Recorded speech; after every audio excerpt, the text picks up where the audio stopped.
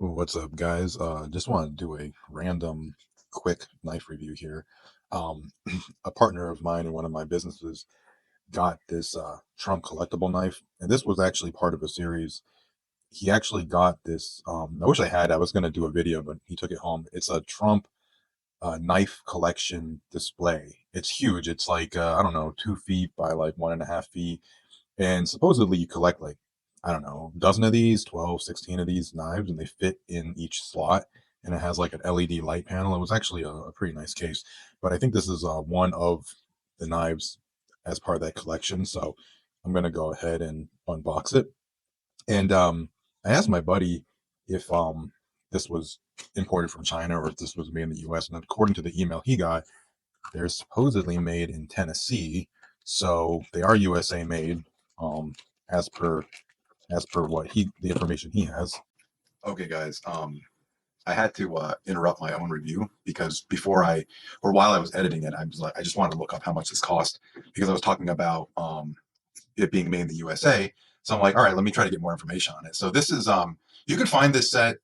There's only a couple places that have this exact set. So I went to this TrumpKnifeset.com. I don't know if they're the original people who sold it or not, but there's a couple other places. But so it's 8 limited edition knives plus the case, and it lights up. And it says designed and forged in the USA. So I don't know if that means it's made in the USA. But here's the thing, right? So let's go down. They really sell you on this. They really sell you on this. It's like those like collectible gold coin type of deals.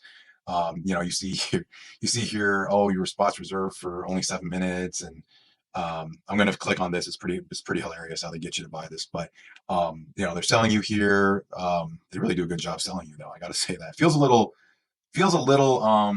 you know dirty car salesman-y, but the way that the site's built, I gotta say it's pretty good. Like the way that they explain, you pay for the set, it's $60, and then they give you a knife every month.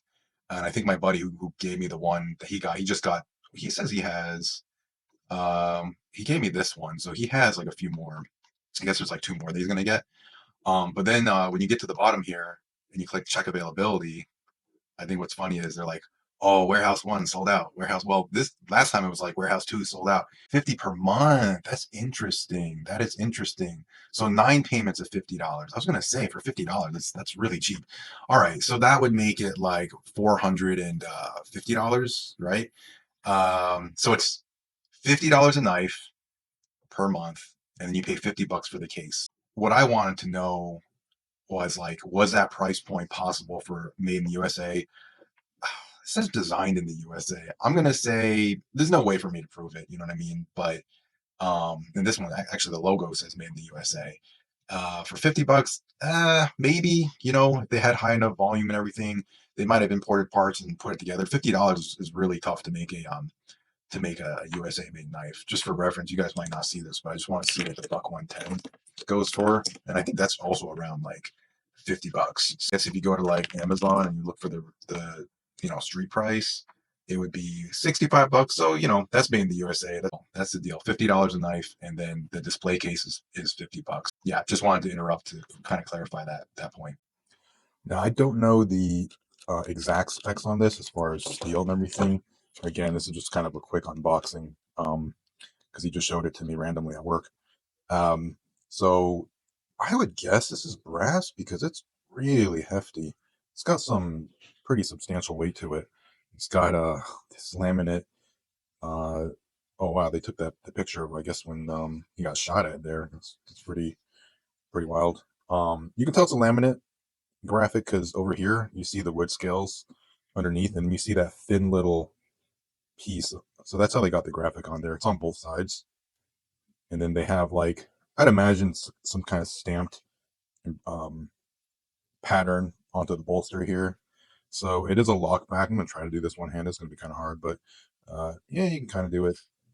Now I'm a little surprised because if this is a USA made knife, you would think that they would really capitalize on that and put that somewhere on the blade. But the blade material is not marked on this knife, and neither is the country of origin. And I think that's kind of a missed opportunity because if it is a made in the USA knife, you should put that on there. And us knife guys, we want to know what kind of steel we're dealing with. So um, it's not on there. So that's kind of disappointing, kind of surprising too, just because those are great selling points. Ergonomically, pretty good actually. It's very comfortable. It's got these finger grooves that, for my hands, literally fit like perfectly. They're just like a glove. I could see this being a pretty decent EDC, although it's a little heavy. Traditional nail nick kind of Bowie style, clip point style blade. It's like your typical buck, what 110, I think it is. No play, but lockbacks typically don't have any play. So interesting. I'd like to see what the other ones are like in the collection. I wonder if they just changed this graphic, but this was the first of the one he received. So I don't know. What do you guys think? Is it going to go up in value, or do you think it's just going to be one of those novelties? I personally think that immediately it probably won't go up in value, but if he actually goes and collects the entire set, and then as time passes on, and maybe these phase out, maybe some people don't get the whole thing and they start to disappear. I don't know if anyone would actually use this, just because it's got a lot of graphics on it. Maybe they would just truly keep it as a collectible. But if they did get used and start to kind of disappear off the marketplace, and you did create some kind of scarcity, I could see it going up, but it would take some time. I think he'd have to complete his term, and some time would have to go by, and maybe people with the complete set, that might actually be worth something. That's just how the collectible market works. It's just about scarcity, and obviously there's a lot of people who are big time Trump fans. They might be into that. But yeah, short review. Obviously I'm not going to use it. It's not my knife, but that's the Trump never surrender collectible knife.